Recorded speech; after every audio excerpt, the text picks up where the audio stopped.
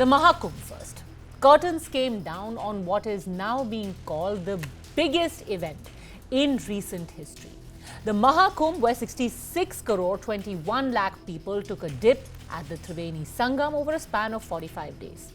On Mahashivratri itself, on the final day, 1.44 crore people had been counted at the Sangam till 6 in the evening. Even as the Mahakumbh drew to a close, the enormity of what had been achieved still hung in the air, and the politics only became sharper. Uttar Pradesh Chief Minister Yogi Adityanath today toured the Mela Kshetra and participated in the cleanliness drive at the Arel Ghat along with members of his cabinet. He then shared a meal with the sanitation and health workers, who he honoured and credited for their role in the successful organisation of this mega event. But it was the Prime Minister who underlined the real import of this Mahakumbh. In a blog, he called this the dawn of a new era. The Prime Minister argued that what was seen at Prayagraj was the result of the consciousness of a country awakening and breaking free from the shackles of the mindset of subjugation. He underlined that people poured into Sangam irrespective of their caste, creed, ideology, and from all corners of the country and all corners of the world. This, he said, was proof of India's massive potential and its collective strength. While calling the manner in which the Kumbh was organized a fit case study for management professionals and policy experts, the Prime Minister also acknowledged that if someone had been inconvenienced because of the surging crowds, he would like to tender an unconditional apology to them all. लेकिन विरोधी और विपक्षी लगातार दुष्प्रचार कर रहे थे, बदनाम कर रहे थे, अपमानित करने की भाषा का उपयोग कर रहे थे। कोई काहिरा की घटना का दृश्य दिखा करके प्रयागराज को बदनाम करता था। प्रयागराज में मौनी अमावस्या के दिन 28 और 29 की रात्रि को दुखद घटना घटी थी।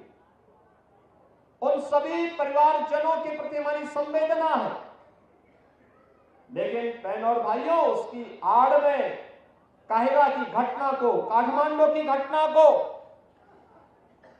किसी अन्य जगह की घटना को प्रयागराज से जोड़ करके बदनाम करने की साजिशें हो रही थी। मुझे लगता है कि जनता जनार्दन ने एक सिरे से उन्हें खारिज करके प्रयागराज महाकुंभ में आकर के साबित किया कि नहीं, तुम्हारे दुष्प्रचार में अब नहीं आएंगे, सनातन का ध्वजा अब कभी झुकने वाली नहीं है। This Mahakumbh is over, but just sit back and think now of what these numbers mean. The entire population of India, total, is 146 crores, which means that every second Indian citizen was at Prayagraj in this Mahakumbh. It's also equivalent to half the population of China. If one was to look at the West, then all of America would have had to visit the Kumbh twice over, going by these numbers. And Pakistan would see people 5 times its entire population in Prayagraj.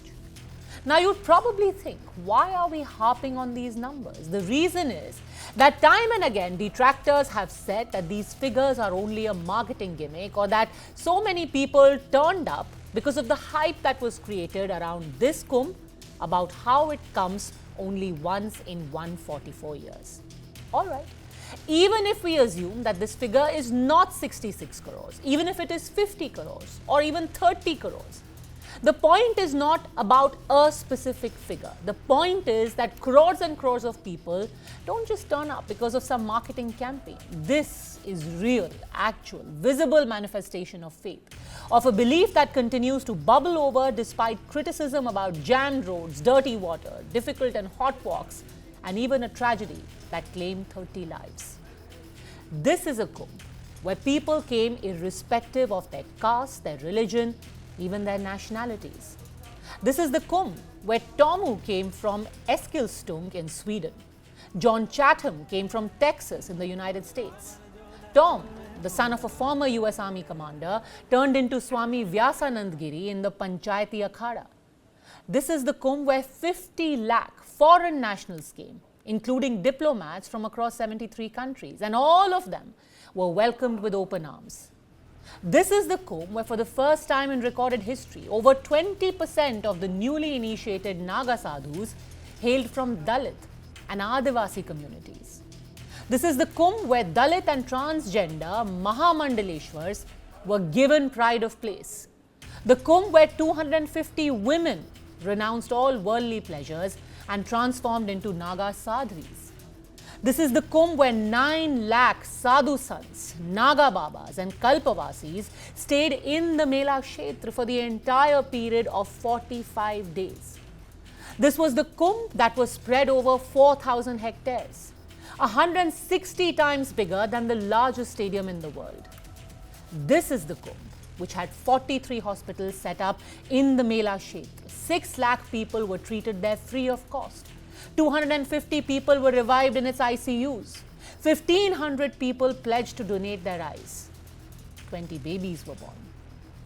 This is the Kumbh, where 15,000 Safai Karmcharis worked round the clock at a 10-kilometer long ghat only to ensure that despite lakhs of people swarming in every single day, the city remained spotless. This is the Kumbh, where despite all of this, some people still mocked it as baptism by bacteria. This is also the Kumbh where such people were forgiven. Because this is the Kumbh which was proud, it was loud, but it was also forgiving and all-encompassing. And that is why this is the Kumbh that will be remembered for posterity.